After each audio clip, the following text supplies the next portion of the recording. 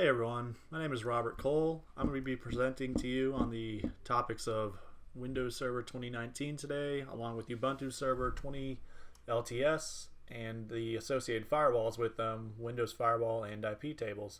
So without further ado, let's jump straight into it. First thing that we're going to cover is Microsoft Server 2019. So first thing I want to talk about is how much longer. How much longer is this going to be around? The Microsoft Server 2019 end of life is set for January of 2024. The end of life means that there's going to be no new releases, updates, service builds, and fixes and whatnot. But the extended support will extend all the way until January 2029. And the extended support is going to mean that you're still going to get reliable updates and bug fixes, but not all the security updates are going to be provided without some kind of paid support. The newest version of Windows Server is 2022, and that was released around last year. So the biggest changes, which we're talking about the biggest changes from Server 2016 to 2019, is that now 2019 has storage mitigation services, which lets you move all these old data from legacy systems and into Server 2019 or Azure. It also comes with enhanced security for extra support with Linux VMs and Windows Defender's advanced threat protection. We're actually going to probably discuss that a little more. I'll do a little bit of a live demonstration about what that is. But the extra support for Linux VMs, it gives shielded VMs for Linux and Windows, along with allowing Linux VMs to run in the same same environment as the other Windows services. The Windows Admin Center was added in too. That's another way you can sort of administer everything and look over all the different services. And then if you want more details, you can look at the documentation. I'm going to include the link here in this PowerPoint, and I should probably put in this bio to the video.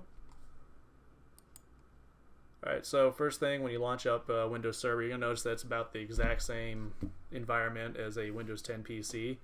If you choose to use the GUI interface, but the real magic starts happening with the server manager. The server manager is going to let you look over all your local servers connected to said server and all the different tools and basically administering functions of it.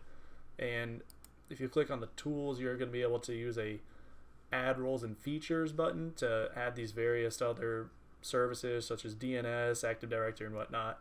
And this slide's basically just covering like what Windows Server's for, and it can quite literally vary from just being the domain controller to administering the IIS servers for the entire organization. It builds an entire network.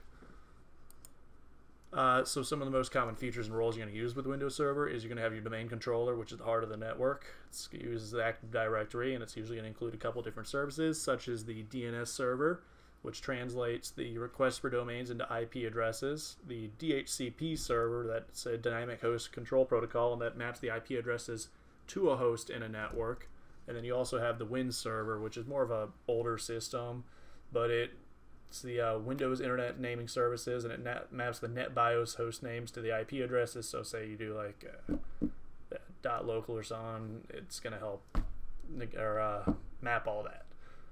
So it also acts as a backup when users can't authenticate with DNS. That's why it's nice to keep that in place for the time being. So some hardening techniques and best practices for Windows Server is you should be sure to have separate roles for your servers. So you shouldn't have your domain controller on the same server as your IIS server. Redundancy, you got to keep backups of everything. Make sure you keep snapshots of any VMs if you're running a largely virtual environment. You don't want to lose your entire domain controller because you accidentally mess up something in the registry. And you got to keep up to date with all the updates. They release Patch Tuesdays usually every single Tuesday. They include various things such as bug fixes, but also usually some form of a patch for a security flaw they find. All right, the next up, we're going to talk about Windows Firewalls. Windows Firewall is a very basic firewall. It works at the 7th layer of the OSI model and the application layer, and it will basically look at these packets and see whether or not the contents are malicious. it's got its pros that it's more advanced than the layer 3 firewall, and it can investigate those packets. But the biggest cons to the Windows firewall is it's not the layer 3. So it's going to take more resources to actually look into these packets, and it's a pretty basic firewall as far as they come. In personal preference, you probably go out after you have a little bit more of a budget and go get something such as like CrowdStrike or another IDPS. But if you're using a smaller network, maybe you don't have as much of a risk, you might still use something like this. You definitely set it up when you first set up a network, but I don't think it's a long-term feasible solution to keeping on your network. Alright, and then I'm going to stop it here, do a quick tour over this. So I'm going to cut the video here for quick. So here we have a Windows server I booted up, and I'm just going to go ahead and log into this to show you around a little. Alright, so first thing you're greeted with when you see Windows Server is you're going to get the server manager. You can pull that up. In the server manager, you're going to see manage and tools option up here. You're going to have the add roles and features, remove roles and features buttons up here, and these were going to let you add various other tools such as the Active Directory, the DNS server, all the different services you can put into here. But if you go up to here and push manage, push add role, you can choose to add various roles. So skip that, role based on this server. You could add a DHCP server, remote access, IIS server. I'm not going to install any of these for the time being because I already have what I need on here for the most part. There's an Active Directory and DNS server on this particular server. So I'm going to go ahead and cancel that.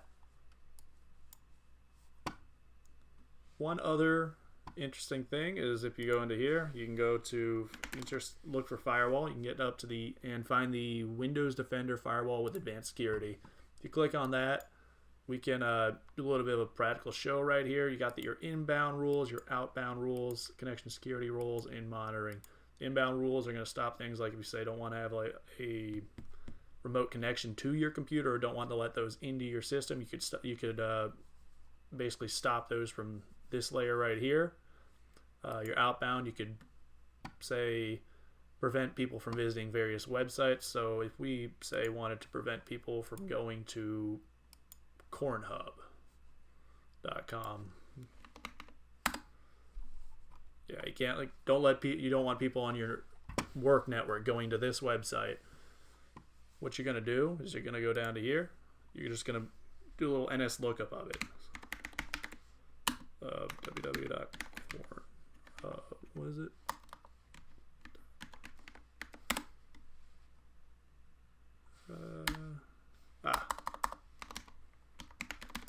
There we go. So now that you have the 4 addresses this uses, you can come down to here. We can create a new outbound rule by selecting new rule. We're going to create a custom rule here for all programs. Just go through the basic ones. Now you're going to, when you get to this prompt right here, you're going to select the IP addresses that you want to apply this rule to, and you're going to have to add each of these one by one for this firewall. So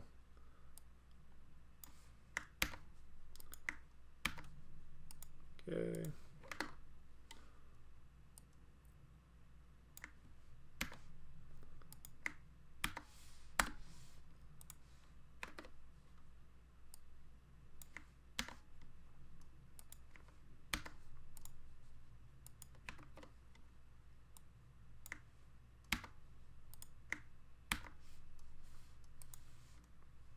Alright, all that, we're going to put a description. I'm going to say this is for the corn.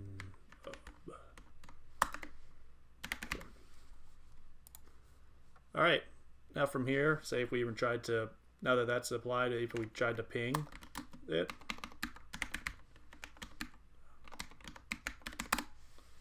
it's going to give us a general failure.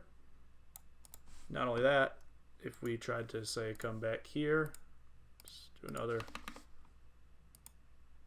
cornhub.website. See, it's taken a while and it won't let us in anymore. So that's a practical application of using the firewall. And now we're going to cut back to the PowerPoint real quick. Alright guys, before we move on, I'd like to discuss real quick about some firewall hardening techniques that you should use for Windows Firewall at least. First off, you should disable, this is general for most firewalls, you should disable all services you're not using. So for example, if you're not using file transfer protocols, you probably don't need any traffic on port 21. If you saw any on 21, then it would be a little suspicious. Create rules for new applications before launching them. So before you start trying to implement SSH, you should make sure you allow inbound traffic for SSH. And then you should know about, for Windows Firewall specifically, the shield up mode. And basically what that is this feature right here, and that will basically allow blocks all incoming connections. You can use that in the event of, say, like a DOS attack, or just if you need to stop all traffic. So next up, I want to talk about Ubuntu Servers 20 LTS. So the LTS stands for long-term support, and long-term support means that you're going to get support for bug security fixes and stuff for longer. Usually it's about 2-ish years you're going to keep getting it, and it can last 5-ish years.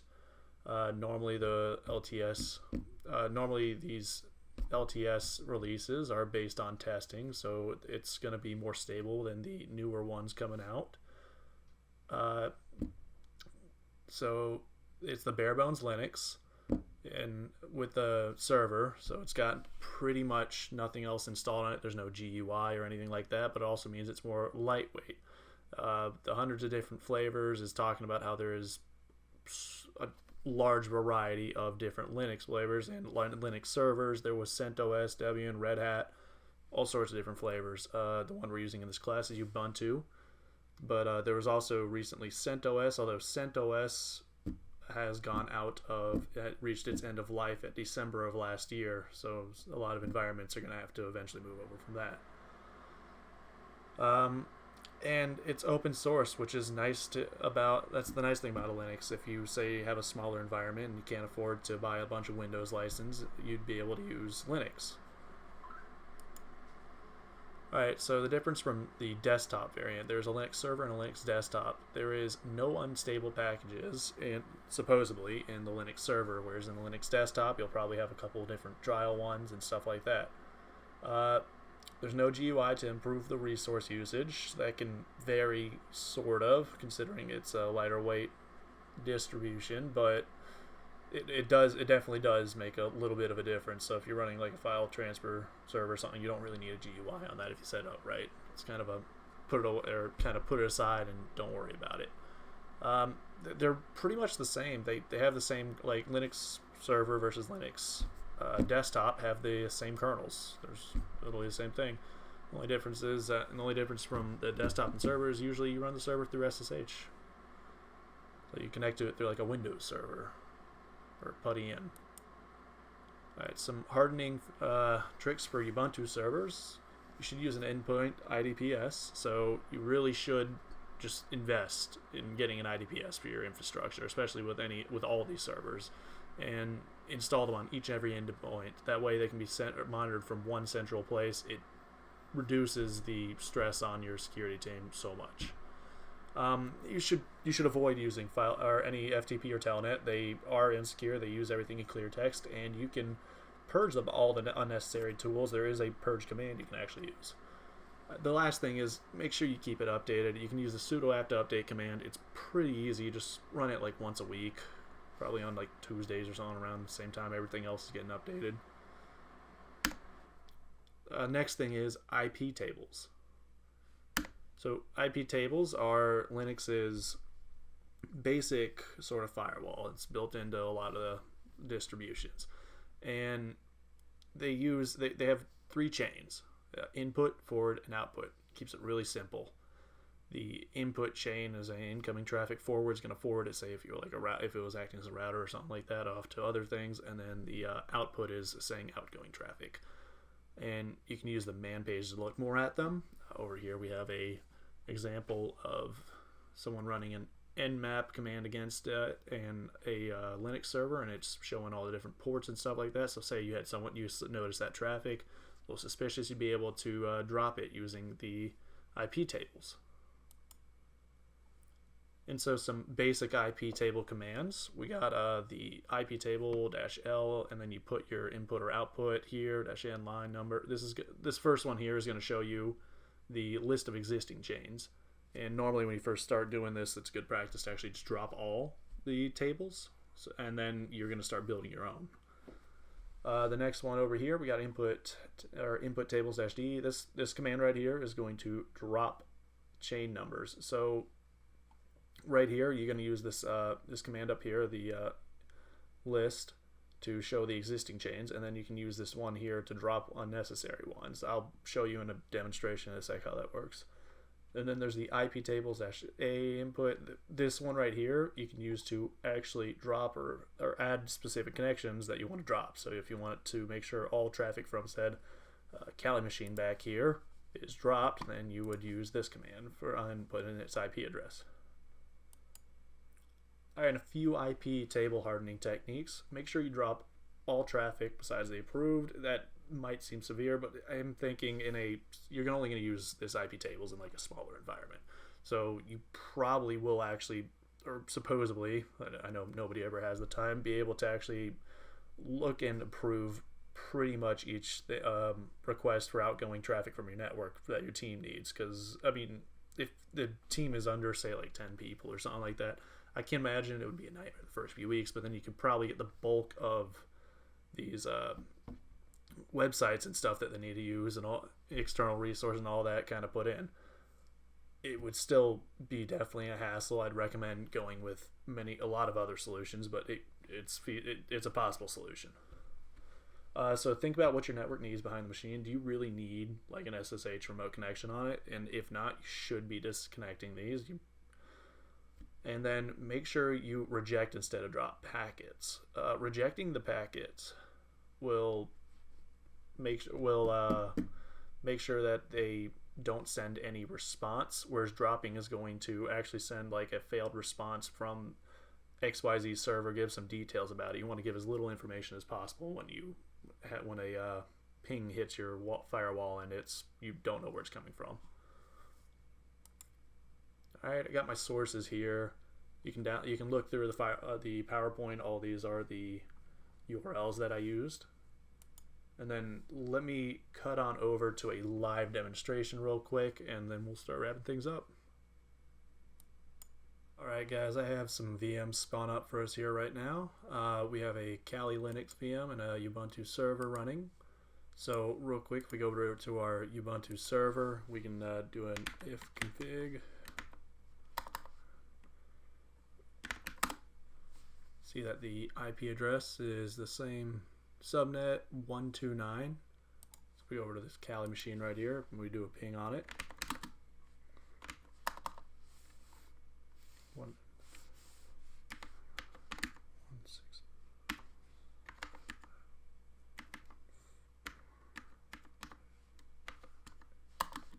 And time it out for 4. We can see that the machine is responding. So we hop back over here. It'd be not ideal to have a Kali Linux machine sending out ping packets and then it responding.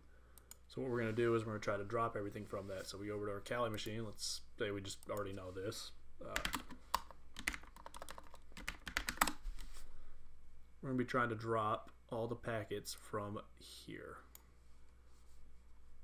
So back over to here. We're going to do, I think I already have this saved here somewhere.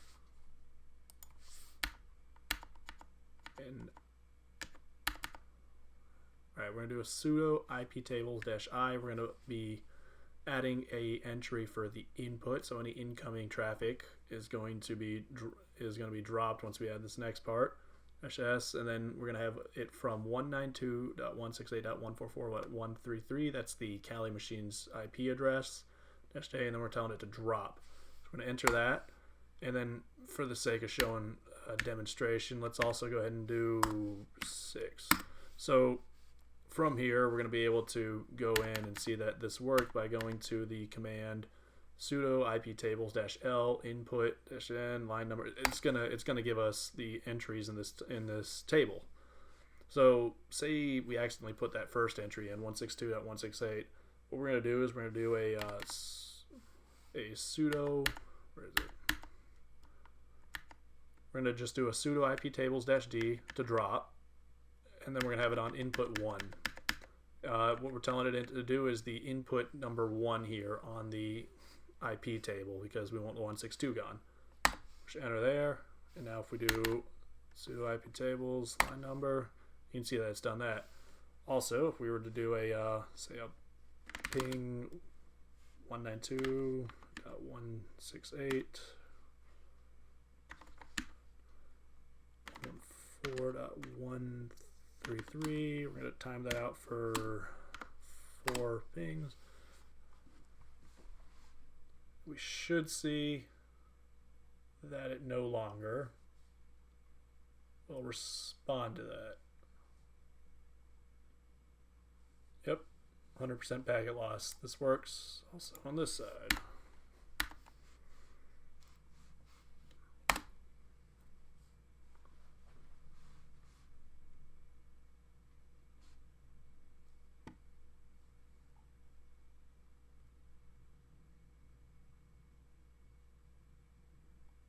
Alright, and that's about all I've got for my demonstration here on IP tables.